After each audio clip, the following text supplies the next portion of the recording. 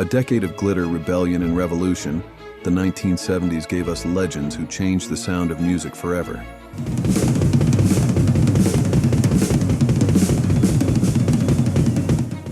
But behind the fame, some exits were so strange, so sudden, they still haunt the industry to this day. Brace yourself for the chilling stories of 70s musicians who died in bizarre ways.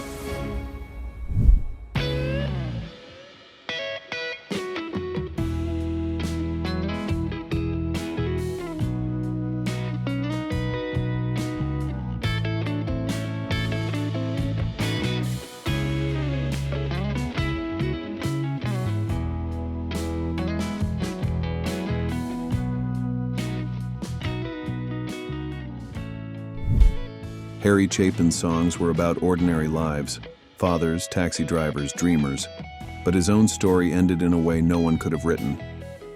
On July 16, 1981, at just 38 years old, the man behind Cats in the Cradle was driving to a benefit concert on Long Island when tragedy struck his Volkswagen Rabbit, slowed unexpectedly on the Long Island Expressway, possibly from mechanical failure.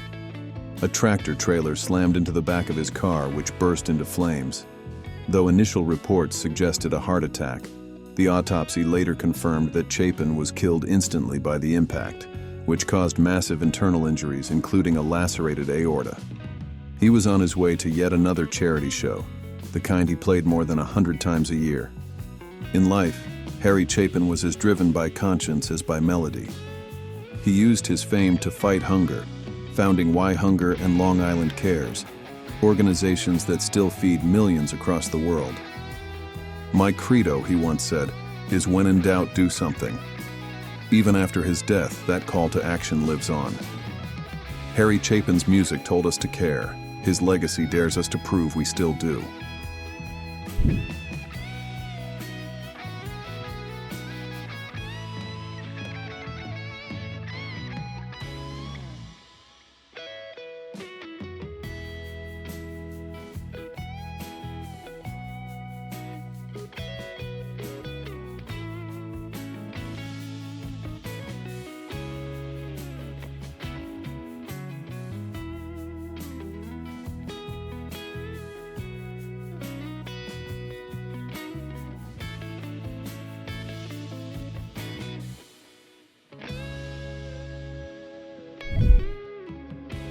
Before his life ended in a single unthinkable moment, Terry Kath was the beating heart of Chicago, a guitarist so gifted that Jimi Hendrix once called him better than me.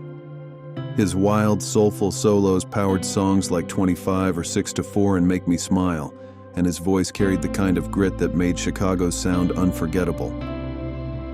By the late 70s, the band was one of the biggest acts in the world, and Kath, just 31, was planning his first solo album. But on January 23, 1978, that future vanished. At a party in Los Angeles' Woodland Hills, Kath was cleaning one of his many guns, a hobby he treated with confidence, maybe too much. When a friend urged him to stop, he reportedly smiled and said, "Don't worry, it's not loaded." He removed the magazine to prove his point, unaware that a single round was still in the chamber. Moments later, he jokingly put the gun to his head and pulled the trigger. The shot killed him instantly. For the band, it was like losing their foundation. Chicago nearly disbanded, but his music kept them together. Today, every show begins with Introduction, the song Kath wrote, a reminder that brilliance and tragedy sometimes share the same stage.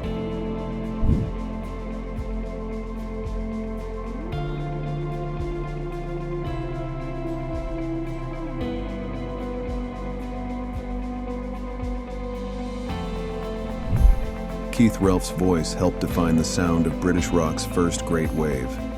As the frontman of the Yardbirds, the band that launched Eric Clapton, Jeff Beck, and Jimmy Page, Relf brought a raw, bluesy soul to classics like For Your Lovin' Heart Full of Soul. But while his bandmates went on to global superstardom, Relf's path took quieter turns, forming Renaissance with his sister Jane, producing new artists, and experimenting with progressive rock in his final project, Armageddon. Then, in 1976, his story ended in a way both tragic and eerily ordinary. On May 14, 1976, Ralph was playing his ungrounded electric guitar in the basement of his London home, standing on a metal gas pipe. He was electrocuted when the instrument shorted out. His and young son discovered him soon after, headphones still on, as if he'd simply fallen asleep mid-song. Ralph was only 33. Chronic asthma and emphysema may have made the shock impossible for his body to withstand. Fellow Yardbirds later remembered him not for his death, but for his sound, his gritty harmonica, his blues instincts, his quiet passion. As Jeff Beck once said, for wild blues, he could do it. He just let it all happen.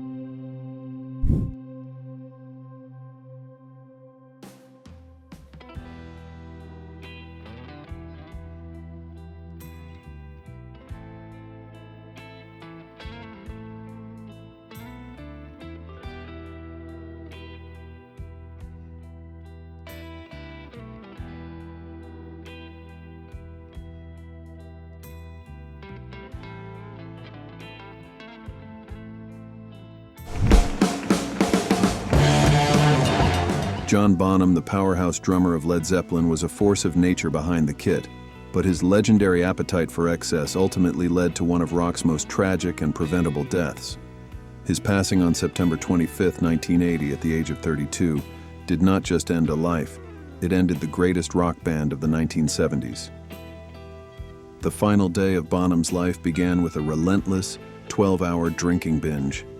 He started at noon, reportedly consuming around 40 shots of vodka over the course of the day. The band was at guitarist Jimmy Page's house in Windsor, preparing for an upcoming tour. After midnight, Bonham was carried to bed, where he was placed on his side. The official cause of death was ruled as accidental asphyxiation due to inhaling his own vomit. The massive amount of alcohol he consumed had rendered him unconscious, preventing his body's natural reflex to clear his airway. The sheer volume of alcohol, the equivalent of 40 shots, makes his death bizarre, not for the act itself, but for the scale of the consumption that preceded it. Bonham's death was a brutal, sudden end to a career defined by thunderous power, leaving behind a void that Led Zeppelin's surviving members knew could never be filled.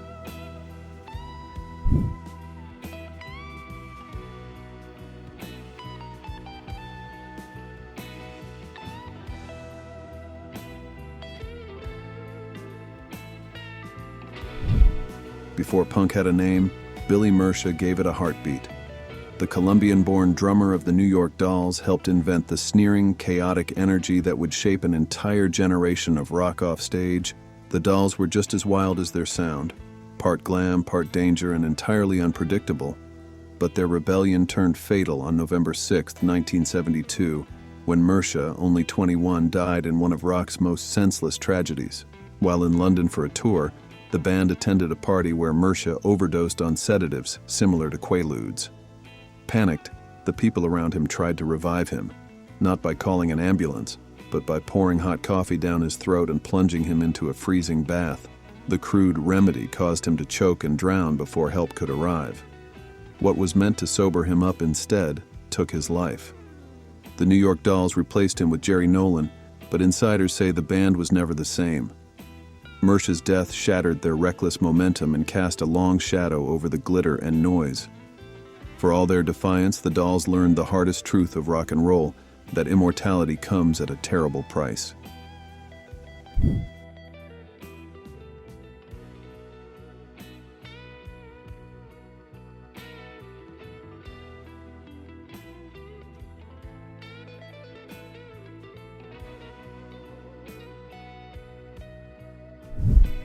Graham Bond was a force of nature, brilliant, unpredictable, and deeply troubled.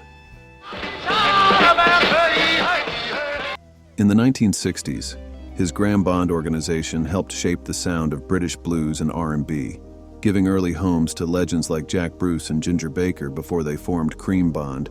Was a virtuoso on the Hammond organ and saxophone, fusing jazz and blues into something fierce and new. His students would go on to fill stadiums, but his own career spiraled under the weight of addiction, paranoia, and obsession with the occult. He even began telling friends he was the son of infamous magician Aleister Crowley. By the early 1970s, Bond was a man adrift, broke, blacklisted, and battling heroin dependency. Then, just as he seemed to be turning things around, came the call that fooled everyone. On May 8, 1974, he told friends and reporters he felt clean and ready to restart his career. A day later, he was dead, crushed beneath a London tube train at Finsbury Park Station. He was only 36. Police found no note, no clear reason, just a man who'd lived too loudly and burned too fast.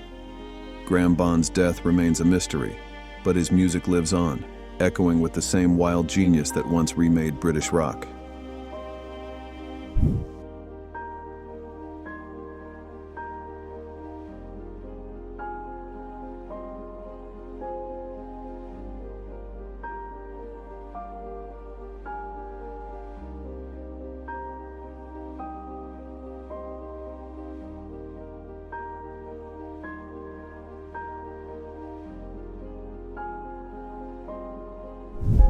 Peter Ivers lived for the edge, and in 1983, it may have killed him.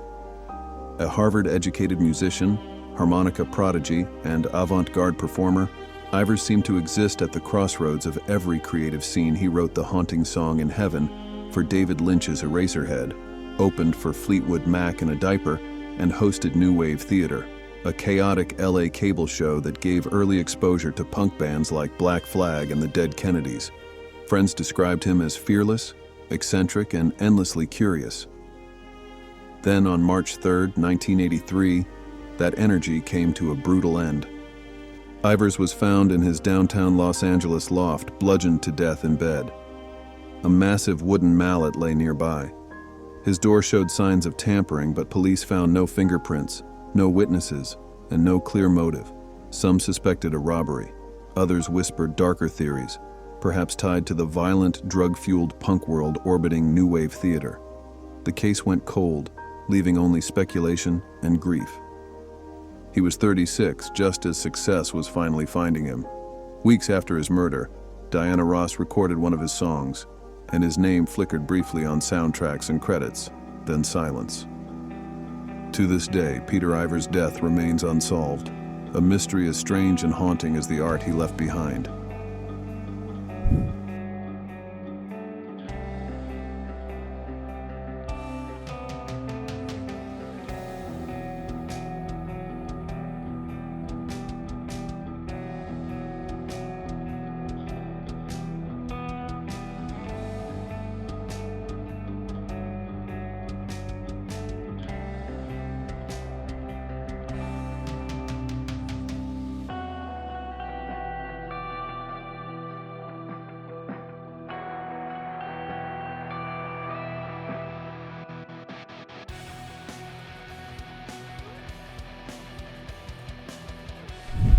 Fame, fortune, and unforgettable soundtracks, yet destiny had other plans.